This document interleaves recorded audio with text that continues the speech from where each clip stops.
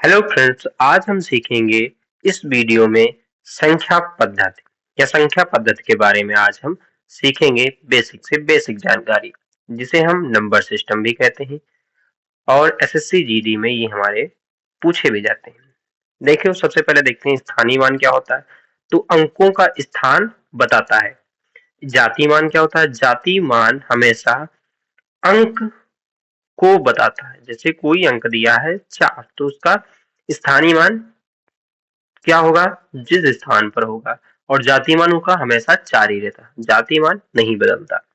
भाजकता के नियम क्या होते हैं? जैसे 2 से विभाजित होने वाली संख्याएं क्या होगी?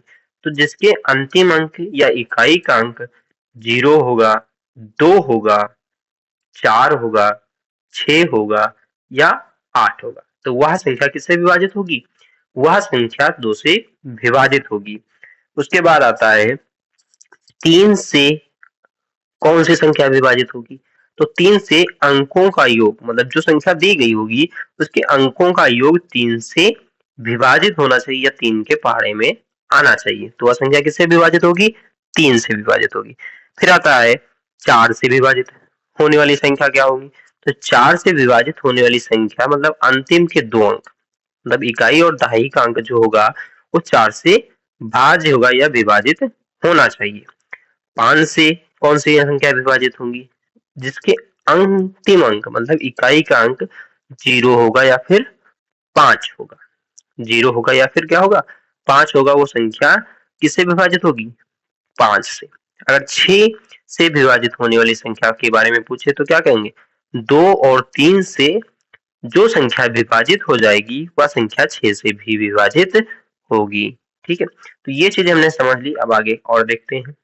तो 7 से अंतिम अंक को 2 गुना करके, अंतिम अंक को 2 गुना करके शेष अंक से बनी संख्या में से घटा देने पर संख्या 0 या 7 से विभाजित होनी चाहिए। 2 गुना करके जो संख्या बची होगी उसमें से हम क्या करते हैं? घटा देते हैं। तो जो संख्या होगी वो 7 से या तो 0 से क्या होनी चाहिए? विभाजित होनी चाहिए। फिर देखते हैं 8 से अंतिम अंक 3 अंक, इकाई, दहाई और सैकड़े का अंक क्या होना चाहिए? 8 से विभाजित होना चाहिए। 9 से विभाजित अंकों का योग 9 से विभाजित होगा, तो वह संख्या 9 से विभाजित होगी। ठीक है, यहां तक हमने देख लिया। अब हमसे पूछ रहा है, यहाँ संख्या एक दे दी गई है में 3 और 7 के स्थानीय मान का अंतर। तो सबसे पहले देखते हैं 3 का। तो 3 का स्थानीय मान, 3 का स्थानीय मान क्या होगा? यहाँ देखो, इकाई, दहाई, सैकड़े के मतलब 3 सैकड़े के स्थान पर है, तो इसका मान हो जाएगा 300। अब 7 देख लो, 7 का स्थानीय मान पूछ रहा है, क्या होगा? तो 7 गुणे इकाई दहाई के स्थान पे है, तो इसका मान कितना होगा?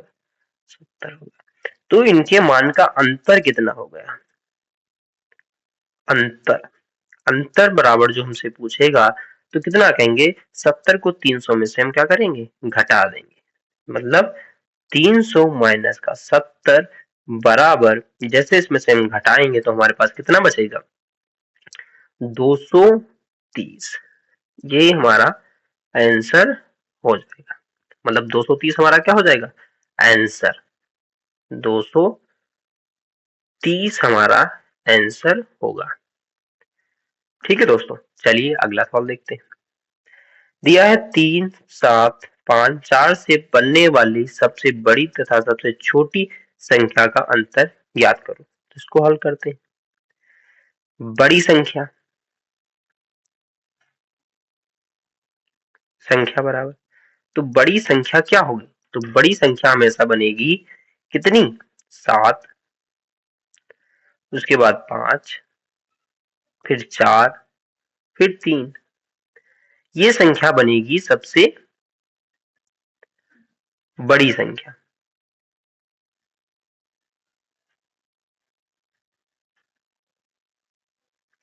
अब पूछ ले हमसे सबसे छोटी संख्या। छोटी संख्या,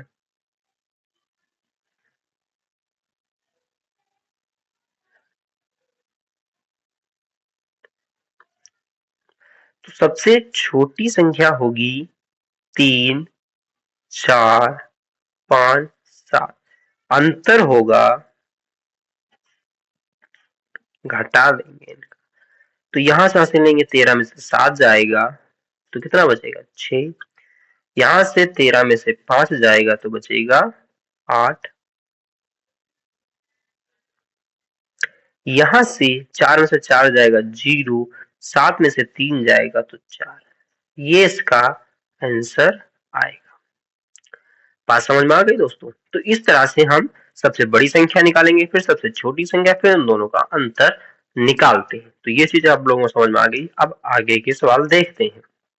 हेलो फ्रेंड्स, अब आ गए हम अपने अगले सवाल पे। इसमें कैसे क्या करना होता है, दिया है 3, 4, 5 x प्लस यहाँ पर 6, 7 में x के स्थान पर न्यूनतम कौन सी संख्या रखी जाए कि ये 3 से विभाजित होगी। हमें पता है 3 से अगर विभाजित होने वाली कोई भी संख्या है तो किससे विभाजित होनी चाहिए, उसके अंकों का योग, अंकों का योग 3 से विभाजित होना चाहिए। तो ये हो जाएगा 3 plus 4 plus 5 plus x plus 6 plus 7। अंकों का योग जोड़ेंगे 3, 7, 5, 12, 12, 6, 18, 18 और 7 कितना होता है 25। 25 प्लस x, ये संख्या अगर हम यहाँ पर 2 रख दें तो संख्या क्या हो जाएगी 25 प्लस 2 तो बराबर में 27। अतः x बराबर 2।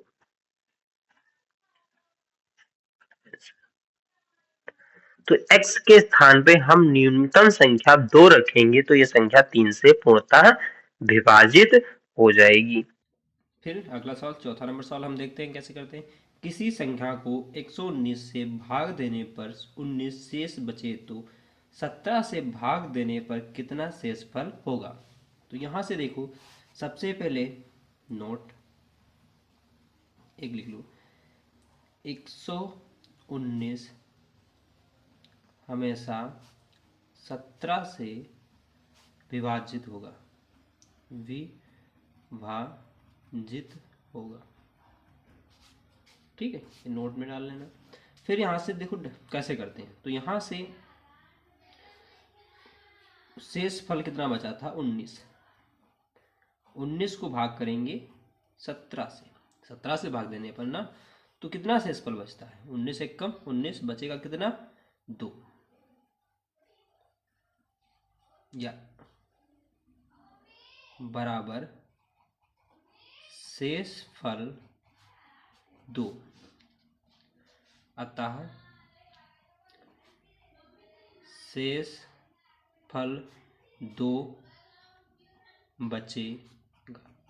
ये ट्रिक से हम कर सकते हैं इस तरह से। जैसे हम क्या किया, यहाँ 119 तो पूरा विभाजित होगा ही, तो यहाँ से देने पर 19 शेष बचे, तो 19 जो शेष बचा उसको हम 17 से विभाजित करेंगे, तो 17 से विभाजित करेंगे तो 2 शेष बचता है, इसलिए इसका आंसर कितना आएगा 2 आएगा।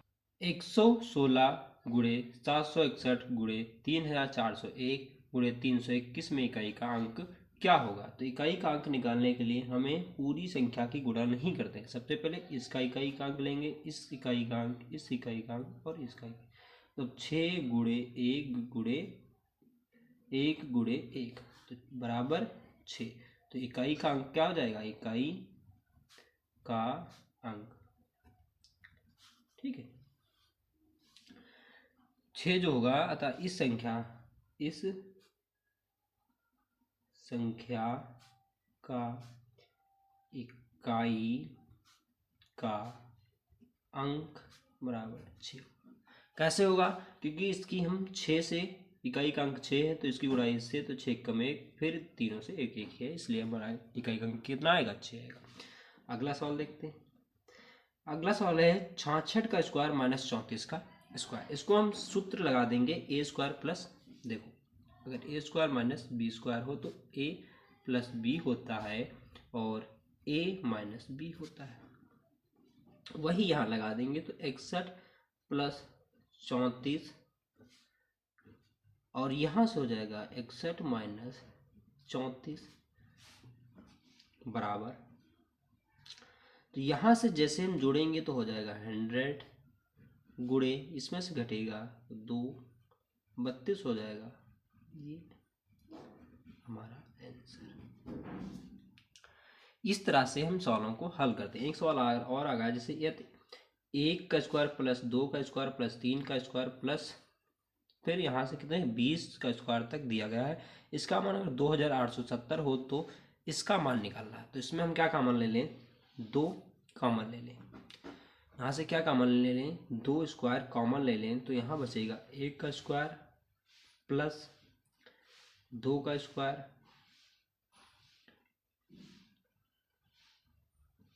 प्लस 3 का स्क्वायर प्लस यहाँ से कितना हो जाएगा, ये हो जाएगा 20 का स्क्वायर।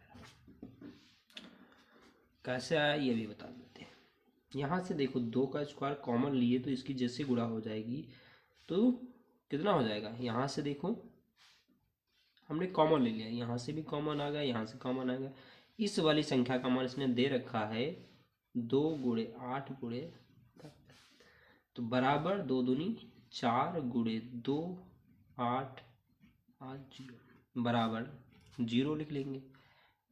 4 की गुणा 7 चौक 28 के 8 हो जाएंगे, यहाँ से लग जाएगा 2, 8 चौको 32 33 34 के 4, यहाँ से लग जाएगा 3, 4 दूनी 8 9 10 11, ये हमारा आंसर आएगा। इस तरह से हम इस सवालों को हल करते हैं। चलिए मिलते हैं अगले वीडियो में, तब तक आप लोग देखिए study math stage YouTube channel